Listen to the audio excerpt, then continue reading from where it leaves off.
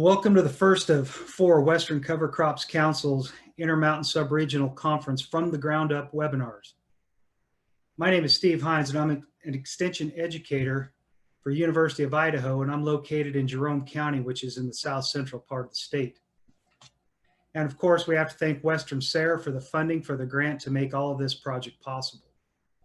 And again, I would like to introduce Dr. Matt Yost, who is Agroclimate Extension Specialist with Utah State University, as he discusses water considerations for cover crop use.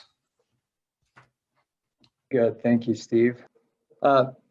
Pleasure to be with you today.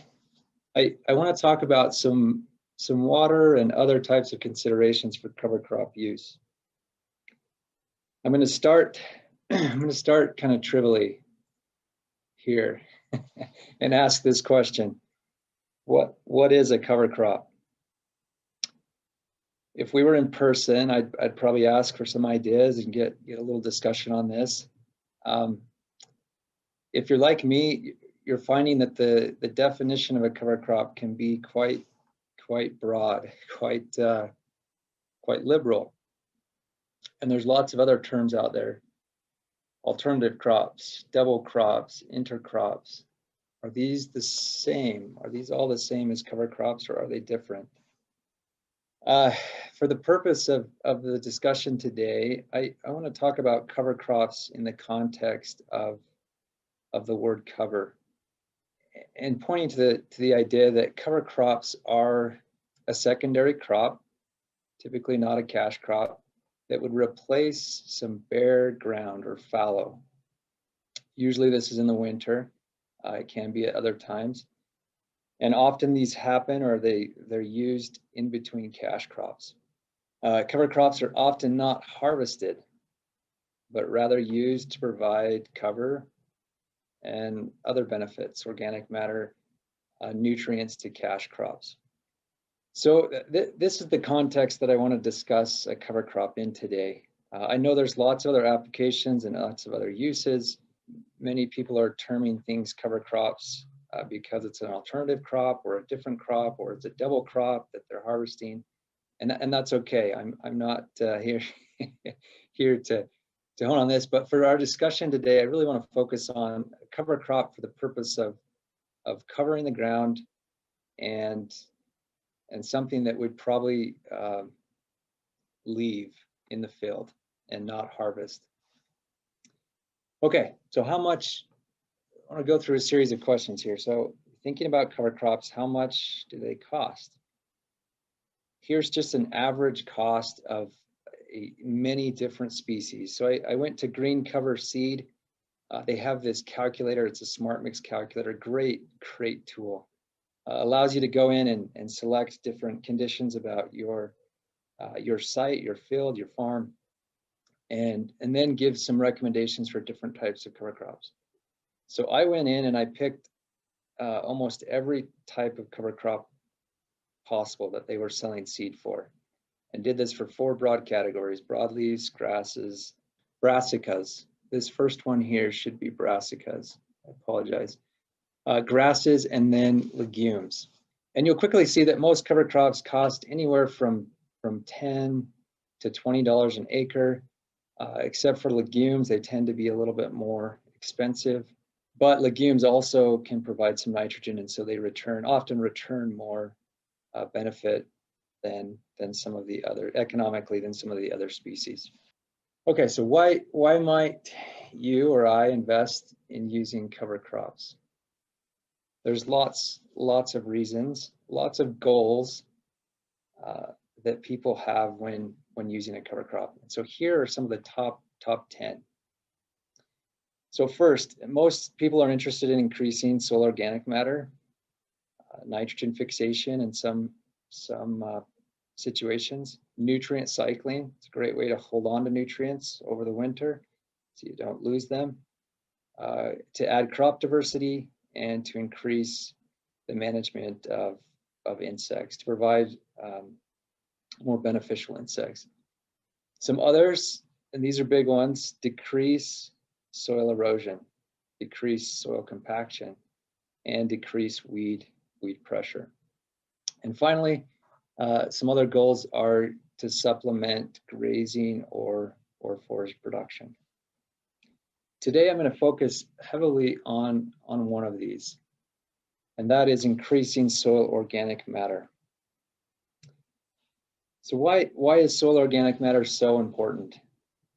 Most of us know that it's important, and know that we want as much of it as we can get, and know that it produces great crops. The more we have, the better our crops do. So why is that? I want to talk about quickly just three reasons why organic matter is so important. One is that it helps to form soil aggregates, and aggregates are critical in our soil. They allow for air and water to get in, to infiltrate, and to move through the soil. And we all understand that getting water into our soil, especially in the Western United States, is crucial. It's important for producing crops and for maintaining the health of our soil. Another reason is that it's a food source for life, for biology in the soil, and for decomposers. Decomposition is critical in soil. It produces gelatins, polysaccharides, organic acids, and these act as glue. So they help hold aggregates together. They also help release nutrients from the soil that are then captured and utilized by crops to produce high yielding and high quality crops. And finally, organic matter helps absorb and retain nutrients and water in the soil. So they kind of act like a sponge. What worth or what value does organic matter provide to water holding capacity of the soil? Many of you have probably seen this type of graphic. This is produced by NRCS that shows that every 1% increase in organic matter can result in as much as 25,000 gallons of available soil water per acre. Now this number is an estimate, and the range varies widely and varies based mainly on the texture of your soil, which influences bulk density and many other characteristics. So keep that in mind. It's a range, but the more organic matter we have, the more water our soil is able to hold. The more water our soil holds, the more is available for plants to grow and utilize, which is also crucial to most cropping systems in the Western United States that are dependent on irrigation, limited supplies of irrigation that seem to be dwindling and seem to be at risk for many factors, including pressure from urban populations, anticipated decreased and variable water supplies as changes in climate occur. Adding and using moisture from the soil is crucial in irrigated agriculture.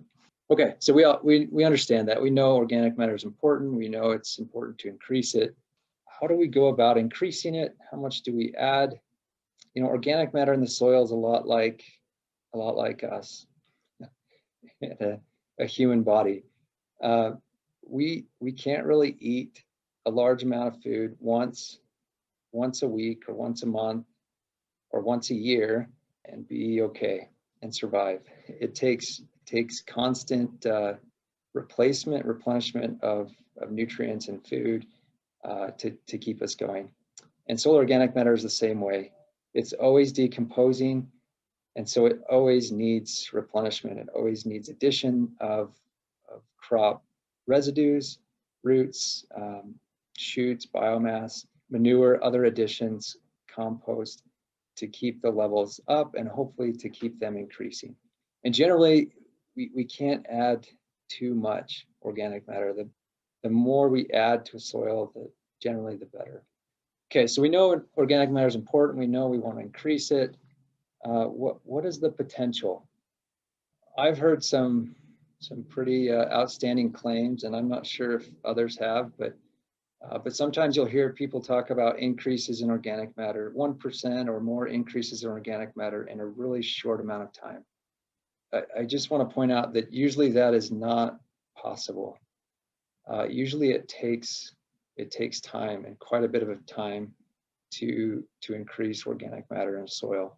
Here's just a metric, an estimate that was provided that showed about a 0.1% increase per year, a pretty lofty increase. And to get that increase, this is just in one scenario, it would take about 20 tons of solid dairy manure per acre per year to get a 0.1% increase in soil organic matter.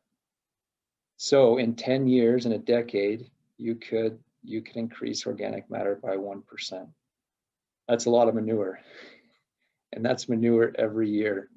In most of our systems, we don't put that much manure on every year because we have a lot of perennial crops. And so we're putting it on periodically and not annually. And so it just takes time. And most of the time, it will take at least a decade to increase our organic matter by 1%. So what are some of the challenges to cover crops?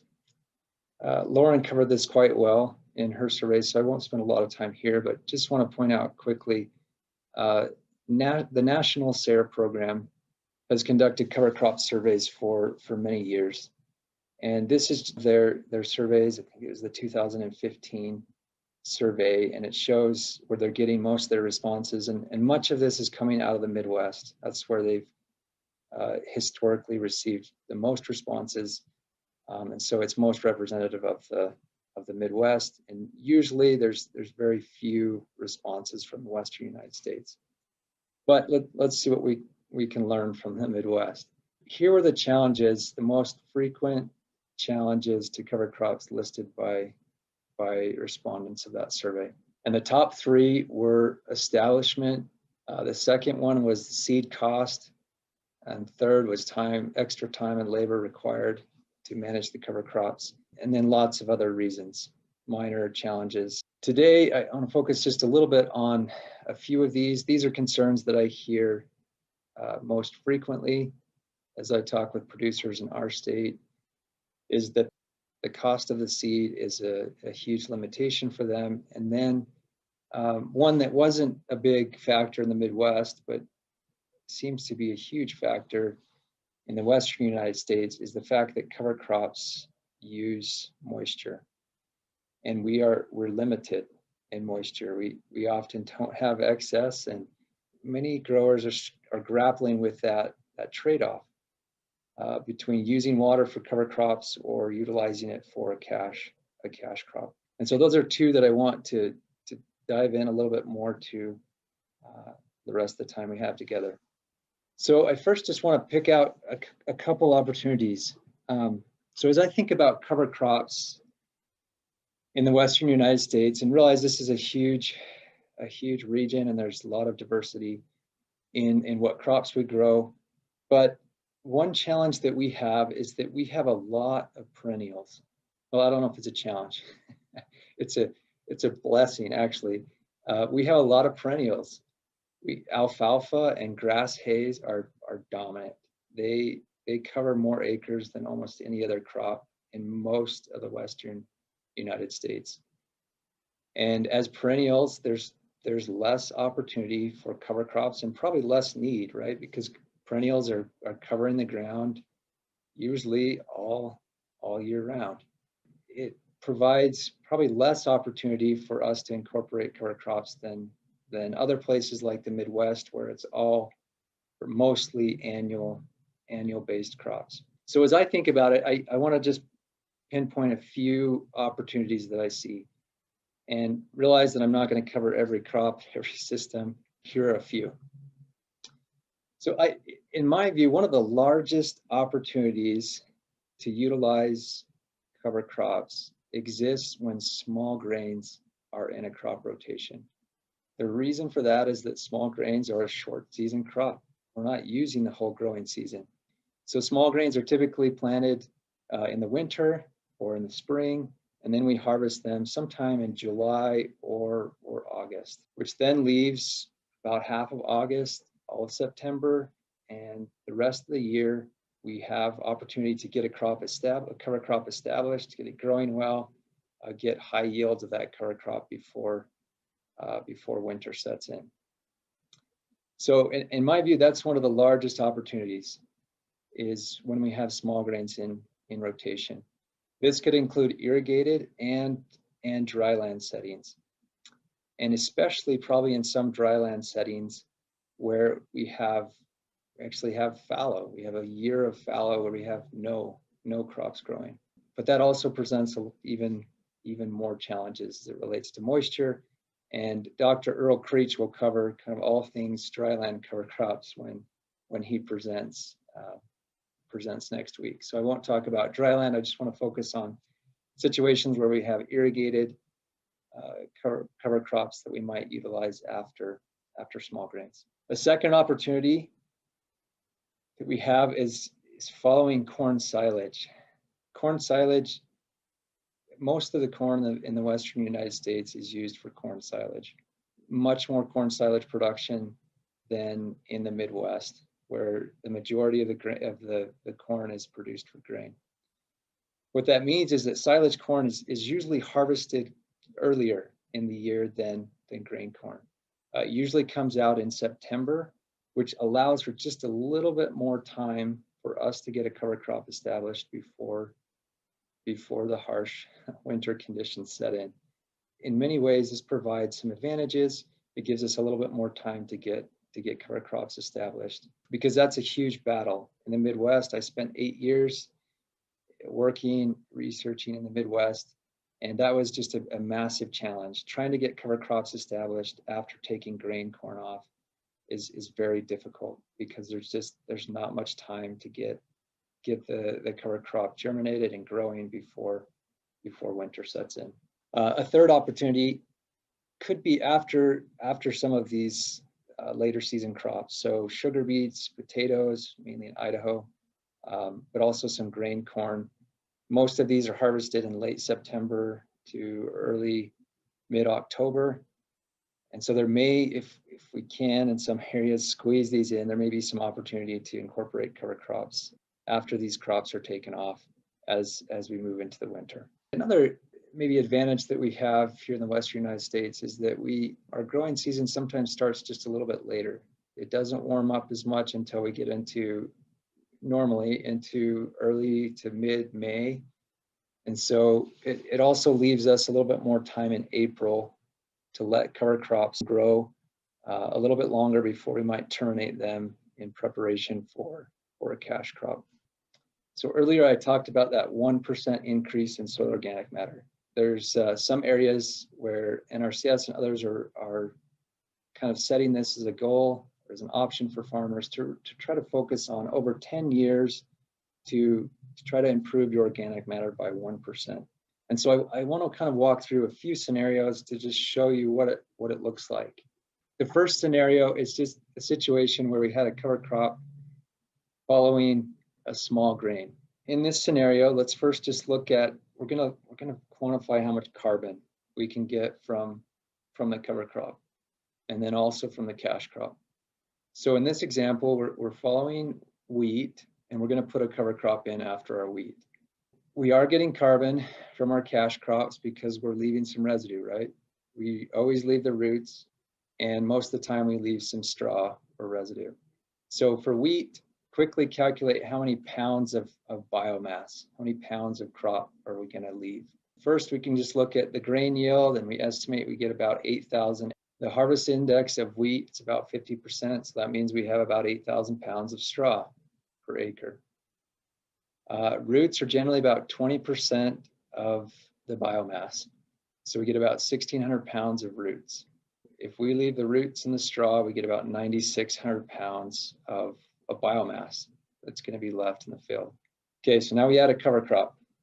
So the cover crop, we're going to say we get about 5,000 pounds. This is all kind of on a dry basis of above ground material, shoots, and about 1,000 pounds of roots. So we get 6,000 pounds of biomass from the cover crop. So we add those together, we have about 15,000 pounds of biomass per acre. And the carbon content can vary, but let's just say it's about 40%. So if about 40% of that biomass is carbon, then we have a little over 6,000 pounds of carbon per acre. that we're going to add to the soil. And keep in mind now that 1% organic matter in soil could be somewhere around 20,000 pounds of carbon. This is assuming we have about 2 million pounds of soil in an acre of fertilized. We need to add an additional 20,000 pounds of carbon to increase our organic matter by 1%. Now, all of that carbon that we add is not all going to turn into organic matter. In fact, only a small percentage of it actually sticks around and is converted to a more stable organic matter. And so we're going to assume this ranges, usually it's about 10 to 20%, but let's just assume about 15% of that material becomes carbon that sticks around and becomes organic matter. So we take 15% of that, that's about 1,000 pounds of carbon, which is about 5% of the required 20,000 pounds. So it's going to take about 20 years. We're just doing our normal crop rotation, returning normal residues, and we add a cover crop. And this is a non-harvested cover crop. It may take about 20 years to increase our organic matter by 1%. Many people like to remove cover crops because they cost quite a bit to use and include. And if you can get a short-term return on that by harvesting it as forage, either mechanically or putting cattle or livestock on it to graze, then we're removing quite a bit of that shoot, or nearly all of the shoot material. And so now we've reduced our carbon input from the cover crop down to about 1,000 pounds, which reduces the total carbon input. And so now in this case, we'd only have about 3% of the required 20,000 pounds per year, and it might take about 33 years to increase organic matter by 1%. Okay, one more scenario. So let's just look at corn silage. If we were to put a cover crop in following corn silage, let's look at what that would be. So I simplified this for ease here. So if we had 9,000 pounds of grain, 9,000 pounds of stock, stover, we would have about 3,500 pounds of roots. But this is corn silage, so we're removing all of this, or nearly all of this. And so we have about 3,500 pounds of input. Same cover crop. It's just this, in reality, this is probably a little bit less because we can't get as much biomass following corn silage, but let's just keep this for sake of comparison here. So 3,800 pounds of carbon with the cover crop and the silage corn roots. This would be about 570 pounds, so about 3% of the required 20,000 pounds that it would take to increase organic matter by 1%. So again, about 33 years. So these are just a few scenarios. Realize that there's lots of caveats. There's lots of variation in some of these estimates and numbers. But I just wanted to give you a sense of what's possible, how long it might take if we're just looking at adding cover crops into a rotation. In that first scenario where we followed small grains and we used the cover crop, we said it might take about 20 years to increase organic matter by 1%. So if we just say that cover crop cost us about $20 an acre, over 20 years, it might take about $400 an acre to increase your organic matter by 1%. That's quite a bit. It's not as much when you spread it out over time. It's not as much when we receive some possibly equip or other support or supplements to help cover that cost. And I think that's what most farmers have already or realize, is that it's quite expensive to incorporate cover crops, and it's hard to bear all of that cost. And by adding cover crops, it might be providing other benefits. It might be something that others can help society and industry, and others can help invest in. I do want to point out just a few other things. So that's just the raw cost, the cost to get that carbon and to increase organic matter by 1%. But realize too that there's also lots of other things happening. There's lots of other benefits that could be happening from cover crops that are going to buffer that $400 per acre over 10 years to increase organic matter. And some of these things could be nutrient retention. If you're not losing as much nitrate or you're holding on to some phosphorus or potassium, that's going to help, might reduce your fertilizer costs. You might also be getting some nitrogen from fixation if you're using legumes, so that can help offset the cost. And that in some cases could be quite significant. If you're getting 30 or 40 pounds of nitrogen from a cover crop, that's $15 or $20 an acre that you could save in nitrogen fertilizer costs. Herbicide costs are another thing to factor in. It can reduce herbicide costs, and in most settings that I've seen, it doesn't reduce it by much. People usually still, most farmers still usually need to use herbicides in non-organic settings, and so it often doesn't cut out a full herbicide application. You also need to look at the cash crop. Many people report cash crop increases. Keep in mind too that it can, and in lots of cases can reduce your cash crop yield, and the reduced erosion. And this is huge. If you're in an area where erosion is a big issue and you're holding on to soil that's not being eroded, the value of that is tremendous and will really help offset the cost of the cover crops. Quickly want to just show you another factor here.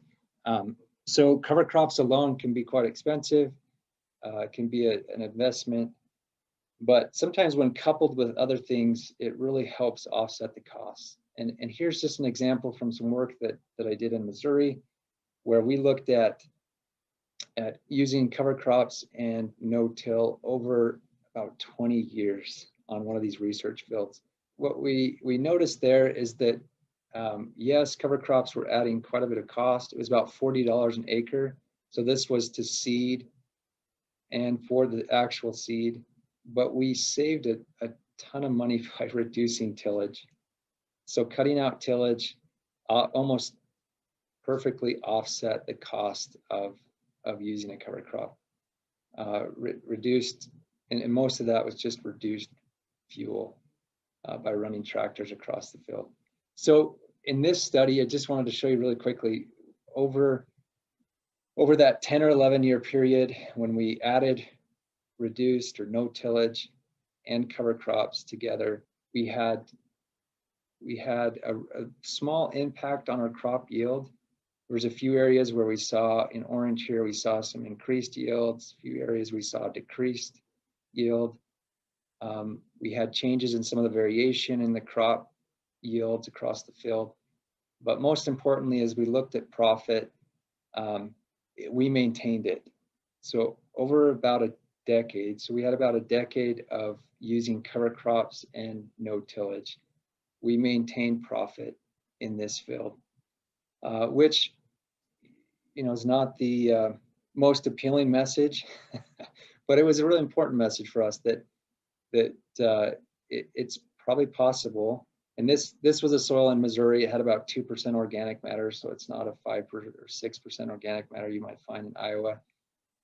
We were able to maintain profits because we offset a lot of the cost of cover crops with no tillage. Okay, so a question I want to end on, and one that I think is critical in some areas of the West, are cover crops worth the water investment? Keep in mind that cover crops use water. They have to have water to grow, just like any other crop. In some cases, it's going to be a trade-off, and we may have to sacrifice some water for a cover crop, or sacrifice water we'd use on a cash crop for a cover crop. And is that worth the investment? And that's a really difficult and challenging question to answer. And I'm not going to provide all the answers today, but I just want to show you really quickly here. In that example that we used with wheat and a cover crop, that first scenario I showed you, we said that it would take about 20 years to increase organic matter by 1%.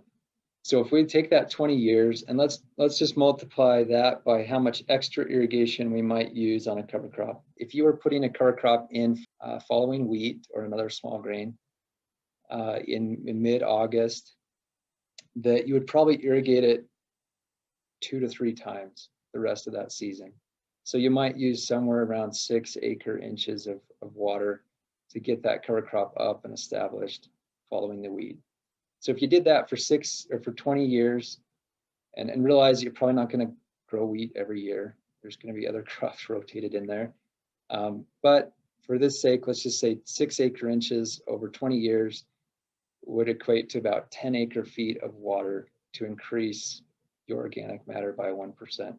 Now, if we go back to this metric we looked at earlier, so if every 1% organic matter had about an extra 25,000 gallons of available water, that 25,000 gallons would equate to about 0.08 acre feet of additional water storage in the soil.